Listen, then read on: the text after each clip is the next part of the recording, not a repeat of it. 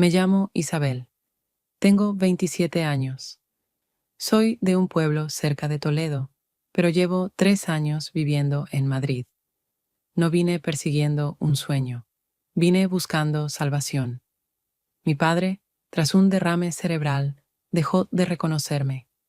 Mi madre desapareció antes de que yo cumpliera la mayoría de edad, y mi hermana se quedó allá, en nuestra vieja casa, como una sombra que ni siquiera quiero recordar. Huí, sin heroicidades, en silencio. Tomé una maleta barata cuya cremallera se rompió en el metro y alquilé una habitación diminuta en una casa vieja. Trabajaba en una cafetería, un lugar que olía a canela, hervidor y cansancio. Nunca he tenido suerte con el dinero. A veces se retrasaban con el sueldo, a veces se caía algún trabajo extra. Hacía lo que podía, limpiaba pisos, repartía folletos, incluso traducía textos cuando salía algún encargo. Pero los últimos 2 meses se convirtieron en un callejón sin salida. No se trataba de un único fracaso, sino de una serie de pequeños pellizcos que al final te dejan paralizada. Empecé a retrasarme con el alquiler. Primero una semana, luego un mes. Después ya ni contaba. En el fondo, esperaba que simplemente me echaran. Quizá incluso lo deseaba. Una especie de empujón, un final cualquiera. Pero no pasaba nada. Hasta aquella noche.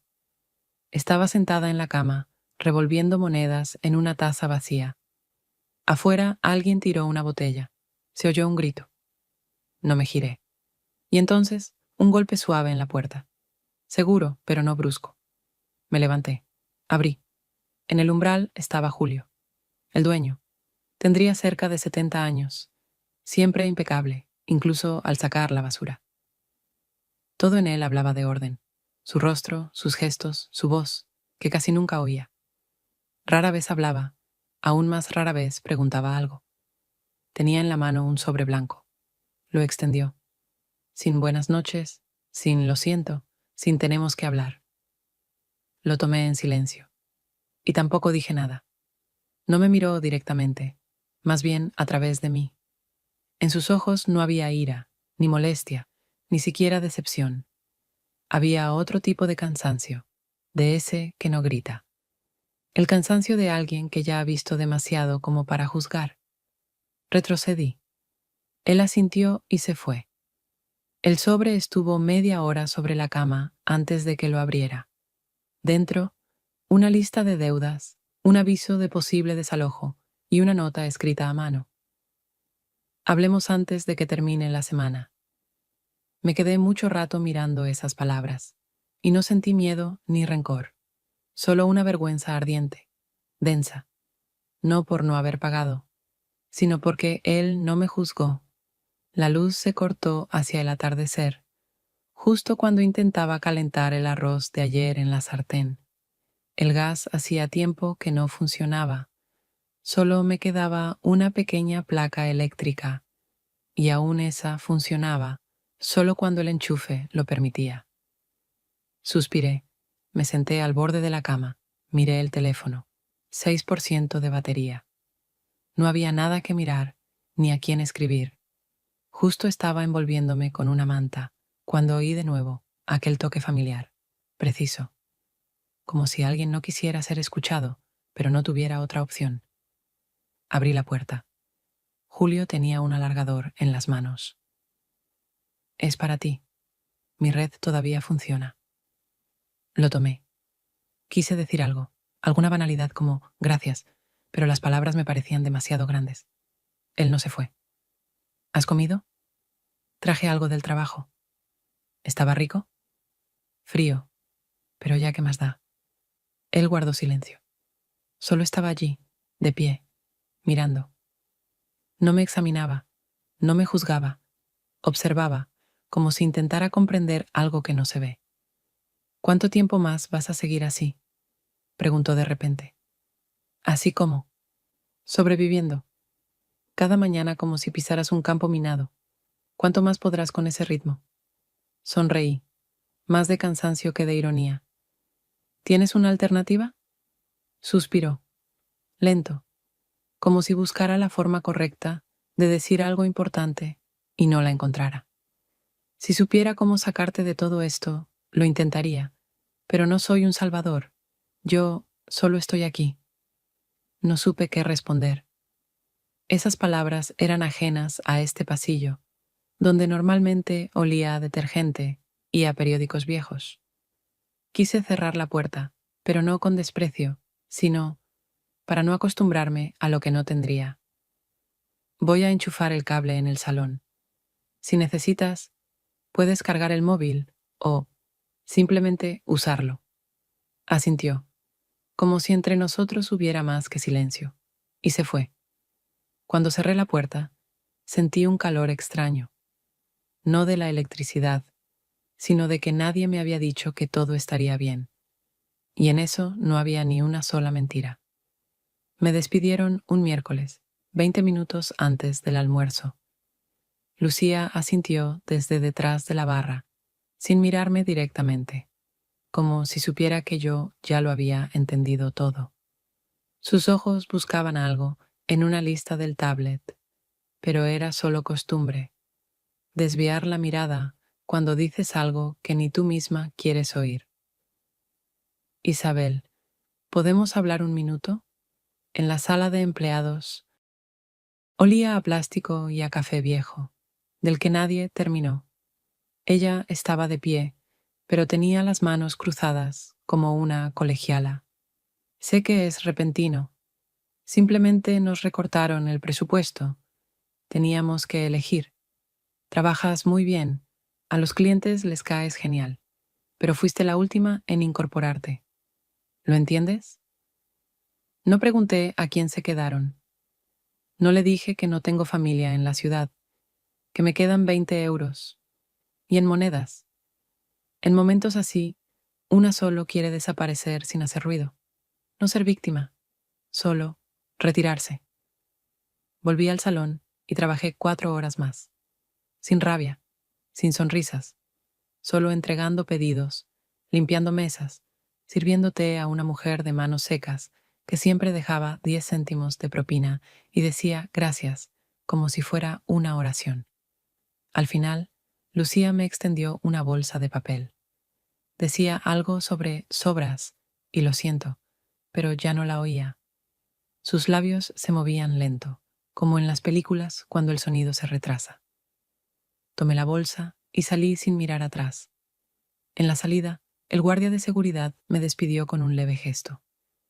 Siempre me preguntaba cómo estaba, pero hoy, nada. Y eso, por alguna razón, fue lo más duro. Caminé a casa despacio. En la bolsa había cosas del día anterior. Una baguette, 2 croissants con el relleno ya reseco en los bordes y un sándwich de pollo que olía un poco a nevera de ayer. En otro momento lo habría calentado. Hoy solo lo llevaba como un peso. Cuando subía al tercer piso, ya lo sabía. Algo iba a pasar. No por intuición, solo porque el silencio nunca dura tanto. Siempre termina en algo concreto. Y ahí estaba, una hoja pegada a la puerta. Hasta el fin de semana, luego, otras personas. La letra recta, sin emoción, sin firma. Pero sabía, era Julio. Otro habría venido con una maleta o con la policía. Él aún intentaba hacerlo de forma humana. No lloré. No tiré la bolsa al suelo. Solo entré. Dejé la comida en la mesa. Me senté en la cama. Me quité la chaqueta y miré por la ventana. Afuera alguien discutía. Una voz femenina ronca, hecha trizas, y un hombre que callaba por respuesta. No escuchaba. Solo estaba. Mis manos olían a café, del que ya no servía. Y en algún rincón profundo, como un sabor metálico, apareció un pensamiento. ¿Y si después no hay nada? No una catástrofe, no una salvación. Solo, nada. Y, sorprendentemente, eso no me dio miedo. Vino la noche siguiente. Aún no había logrado empacar nada. Y no porque tuviera esperanzas. Simplemente no sabía por dónde empezar. Una bolsa, un par de vaqueros viejos, documentos, el cargador, el pasaporte. Ya había intentado varias veces reunir todo en un solo lugar, pero siempre me detenía a mitad del gesto, como si esas cosas hubieran perdido su peso. Literalmente, ya no parecían mías. Cuando tocó a la puerta, yo ya sabía que no habría escándalo. Con Julio, eso habría sido raro. No era de los que golpean fuerte. Abrí sin mirar por la mirilla. Llevaba una caja con comida. Olía a pan recién hecho y a ajo. Traje algo de comer. Hay carne, arroz y ensalada, sin vinagre. No sabía si te gusta lo ácido. Lo miré en silencio. Su rostro era sereno. Sus movimientos, lentos, precisos, como si cada gesto estuviera pensado de antemano. No sé cómo decir este tipo de cosas, añadió, pero no deberías pasar hambre. No en mi casa, no así. Nos sentamos en la cocina, en su cocina. No me ofreció quedarme, solo puso el plato y se sentó enfrente. Comía despacio, como las personas que llevan toda la vida comiendo solas, en un silencio que no aman, pero al que se han acostumbrado. No tenía apetito, pero comí. La comida estaba caliente. Demasiado simple para llamarla sabrosa, pero lo suficientemente sincera como para no decir nada malo. Volvió a hablar cuando casi habíamos terminado. No soy un héroe, Isabel, y no quiero parecerlo. Soy el dueño de esta casa. Tengo responsabilidades, y no puedo mantenerte en la habitación sin pagar alquiler, porque entonces todo lo que he construido empieza a derrumbarse. Pero echarte también es... Se detuvo. Miró su plato, como si ahí hubiera una versión mejor de lo que quería decir. No es caridad, es una decisión, mía, con todas sus consecuencias.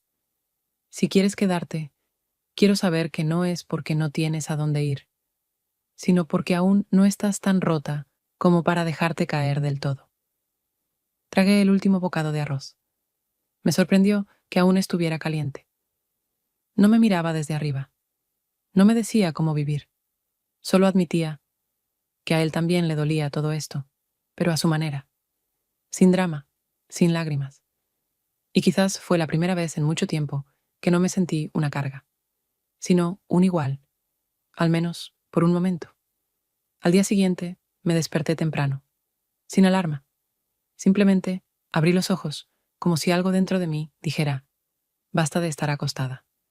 La luz en la habitación era pálida. Aún no era realmente de día, pero tampoco seguía siendo noche. Me quedé unos minutos mirando el techo, contando las imperfecciones del yeso. Mi mente buscaba algún plan, algo que me diera una mínima sensación de control. Pero nada. Lo único que lograba era no caerme. Bajé a la cocina.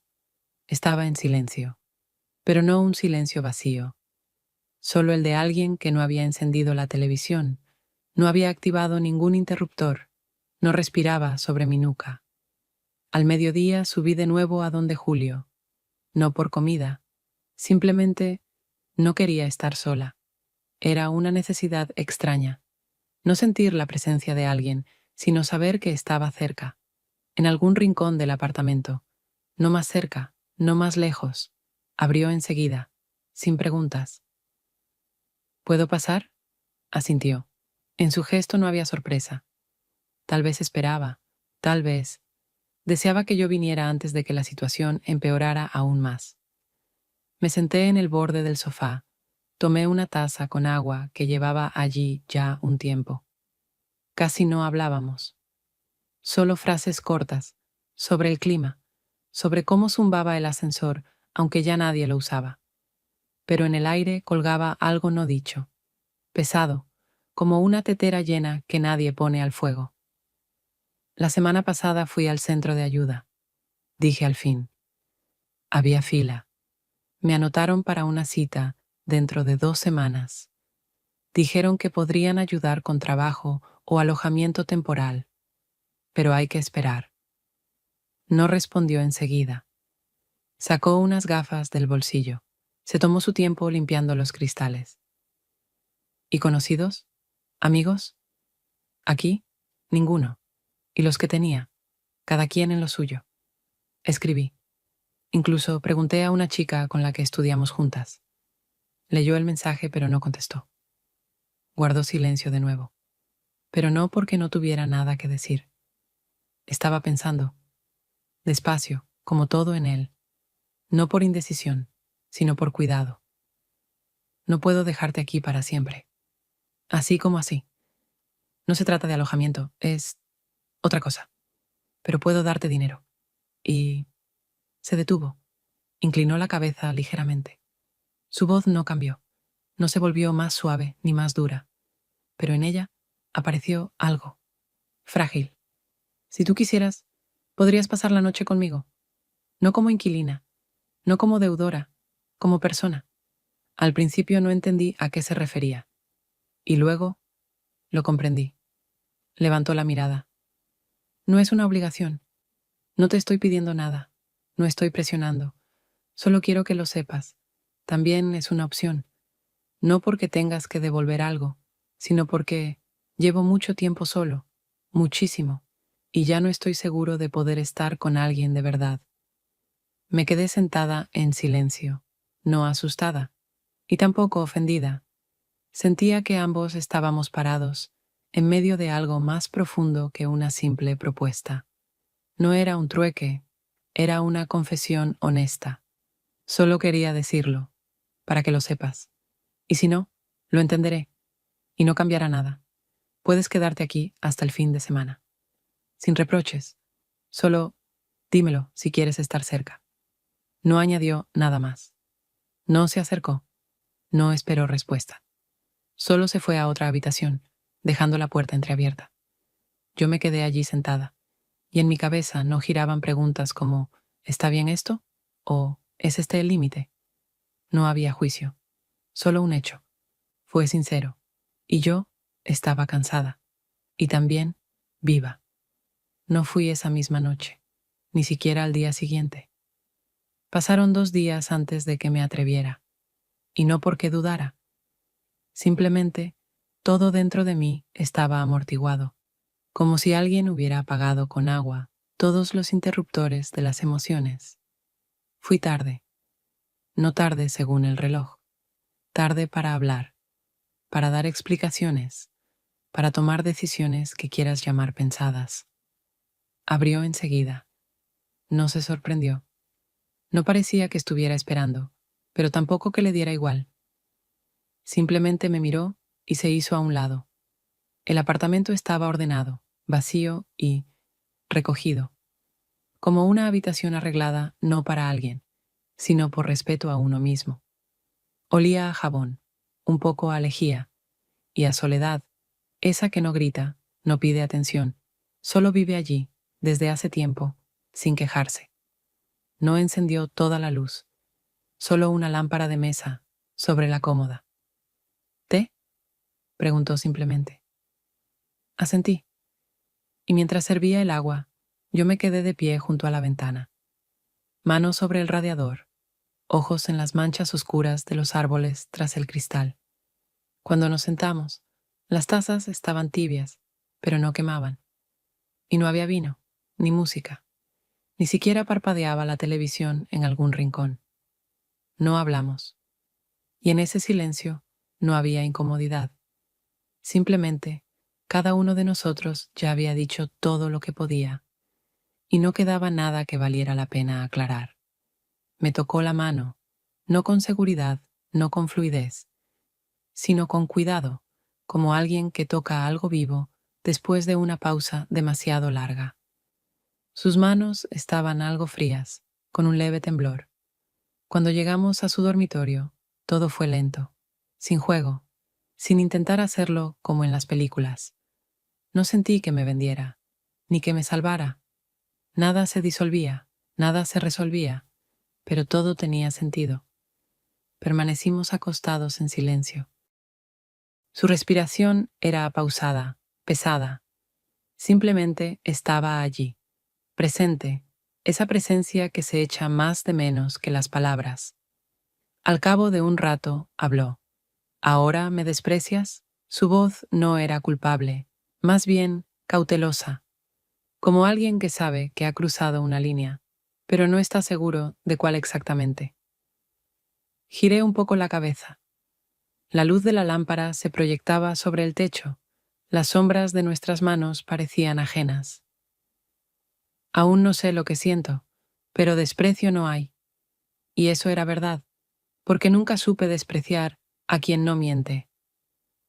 No hablamos después de aquella noche. Ni un mensaje, ni una mirada casual en el pasillo, ni siquiera ruidos desde arriba, apenas el siseo ocasional de las viejas tuberías, como si la casa misma ya no supiera qué pensar. Me despertaba temprano y me acostaba tarde. Esos días se parecían entre sí. La tetera, el suelo frío, pan marchito. Limpiaba la habitación, que ya ni llamaba mía, solo para no pensar. Sobre la mesa seguía el sobre que me había dado al principio de la semana, el aviso de que debía irme. Lo dejé tal cual, sin abrirlo otra vez. Recordaba sus palabras, sus manos, el silencio entre nosotros. Y ahora, de nuevo vacío. Al cuarto día, llamó a la puerta. Golpes regulares, tranquilos. Abrí enseguida. Estaba como siempre, espalda recta, un suéter claro, algo arrugado en el hombro. En las manos, un sobre nuevo. Lo extendió sin explicaciones. 1 mes por adelantado, para el alquiler, y un poco más, por si acaso. Lo tomé. Automáticamente. Ni siquiera me sorprendió que no mencionara la noche, que no trajera a colación nada de lo que, en teoría, debía pesar. No intentaba parecer generoso ni culpable. Solo lo entregó, como un hecho, como pago no por un cuerpo, sino por una implicación. Gracias, dije. Pero en mi voz no había gratitud, porque aún no sabía con certeza por qué debía agradecer. No esperó. Simplemente se fue. Su andar era un poco más pesado que antes, pero no lento. Y aunque la puerta se cerró tras él, parecía que algo de su presencia seguía flotando en el apartamento. No un olor, ni siquiera una sensación, solo la sombra de una decisión. Puse el sobre en el alféizar de la ventana y me senté en el suelo, con la espalda apoyada contra la pared fría. Afuera, alguien colgaba ropa. Desde la ventana se veía a una anciana sacudiendo una almohada en el balcón, rítmicamente, con esa concentración que tienen quienes se aferran a las rutinas para no desmoronarse. Todo parecía demasiado nítido. El sonido de un coche que pasaba, el timbre eléctrico en casa de los vecinos, incluso mi propia respiración, que sonaba ajena en aquel silencio. No lloré, no sonreí, solo me quedé ahí, con el estómago lleno y con el entendimiento pleno de que todavía estaba aquí, y eso significaba algo. Tal vez no lo que yo había querido, pero sin duda, más que nada.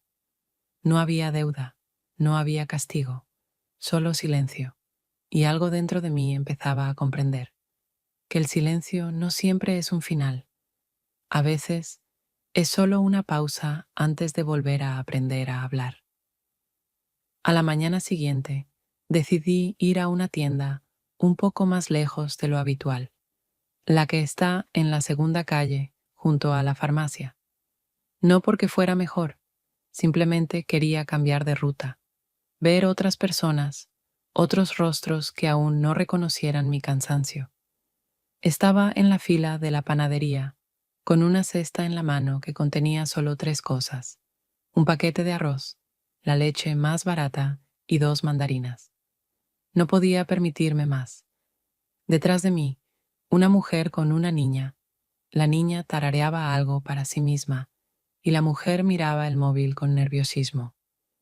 Disculpa, me habló de pronto otra mujer, un poco más atrás en la fila, de unos 45 años, con una bufanda atada con cuidado y pendientes como los de las maestras. Su voz era suave, pero firme. ¿Trabajabas en la cafetería de Santa Cruz? La del latte sin espuma. Levanté los ojos. De pronto me sentí un poco avergonzada por mi aspecto. La chaqueta arrugada, el pelo que no lavé por la mañana, ese estado general de mujer sin plan.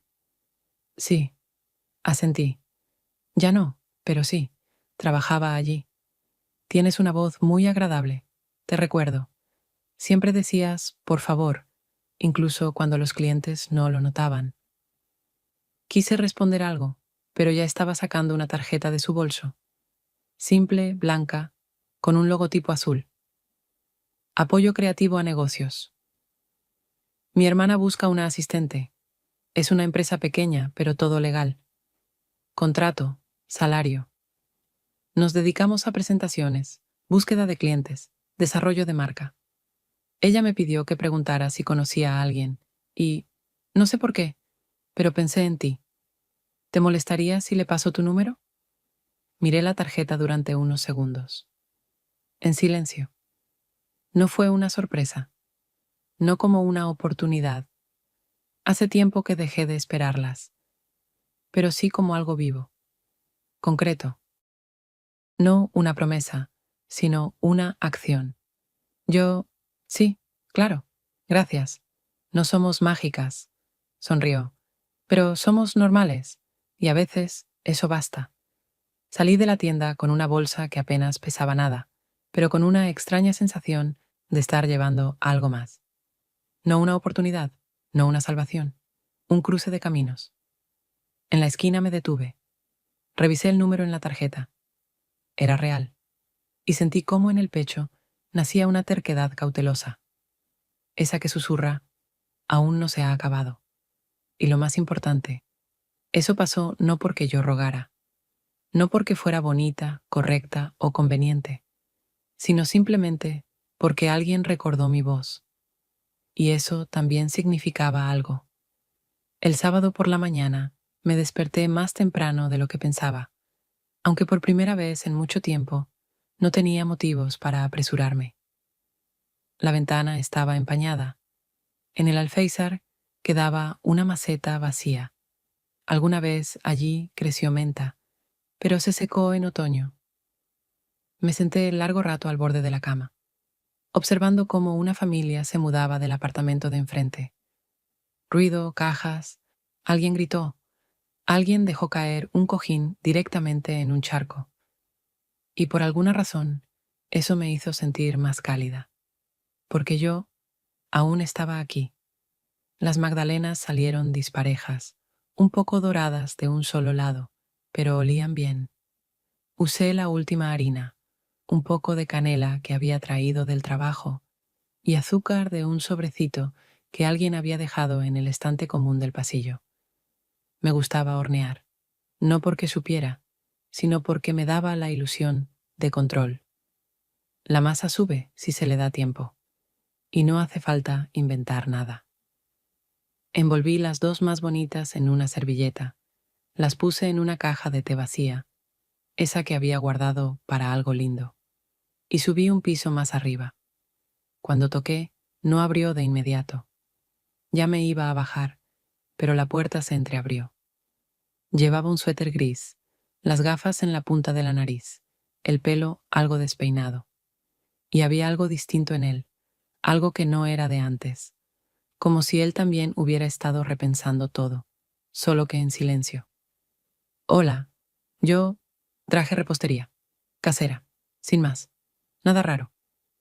Lo dije casi riéndome, no porque estuviera alegre, sino para disipar la tensión que, al parecer, ya no existía. Sus ojos se posaron en la caja, luego en mí, y por primera vez en todo este tiempo sentí que me veía, no como un problema, ni como una situación, a mí. ¿Casera? Más o menos. Pero me esforcé. El horno ya no anda bien, pero aún pelea, como nosotros. Sonrió, por primera vez de verdad, con calidez, y esa sonrisa me tocó más profundo de lo que esperaba. ¿Quieres pasar? Solo un momento. Quería compartir una novedad. Pasamos a la cocina. Seguía igual que siempre, limpia, tranquila, casi estéril, pero ya no fría. Ahora, no. Me contrataron. Dije mientras él abría la caja. Empresa pequeña. Aún entiendo poco, pero tengo contrato. De verdad. Y horario. Y, por primera vez en mucho tiempo, no le tengo miedo al lunes. Se sentó frente a mí, sosteniendo la magdalena como algo muy frágil. Guardó silencio un minuto. Fuiste fuerte y honesta, conmigo, contigo misma. Eso no es fácil. A veces pensé que iba a arruinarlo todo. A veces que ya lo había arruinado. Pero ahora no me arrepiento. De nada. Yo tampoco, dijo. Y en su voz no había pena. Solo algo humano, profundo. Charlamos unos minutos más sin importancia. Él recordó que una vez trabajó en una firma pequeña, antes de abrir su propio negocio. Me reí de cómo olvidó la contraseña de su correo y no pudo recuperarla porque había puesto su antiguo número. Y en algún momento, cuando dio un mordisco a la magdalena, y yo me quité el abrigo y lo puse sobre el respaldo de la silla, sentí que me gustaba estar allí, cerca de él, sin miedo, sin deuda, simplemente así. No era amor, pero sí algo muy cálido, sencillo, algo que quieres cuidar, no huir, no olvidar. Cuando volví a mi cuarto, las escaleras parecían más ligeras. Y aunque sabía que aún quedaba mucho por enfrentar, ese día ya era mío, sin dolor, sin pasado, y con alguien con quien podía ser yo. Empezamos a vernos en el parque cuando parecía que ya no quedaban temas de conversación entre nosotros. Y, quizá, precisamente por eso, empezamos a hacerlo. No era un parque en el sentido clásico, sin fuentes, ardillas ni risas de niños. Más bien, un pedazo de viejo jardín atrapado entre dos edificios, con senderos torcidos, bancos con pintura descascarada y árboles que retenían su sombra, incluso en días sin viento. La gente pasaba de largo, pero rara vez se detenía. Era un parque para quienes buscaban el silencio, no para descansar, sino para pensar. Yo llegaba primero, a veces con un libro, pero más a menudo con un termo de té. Un poco demasiado dulce, un poco demasiado caliente.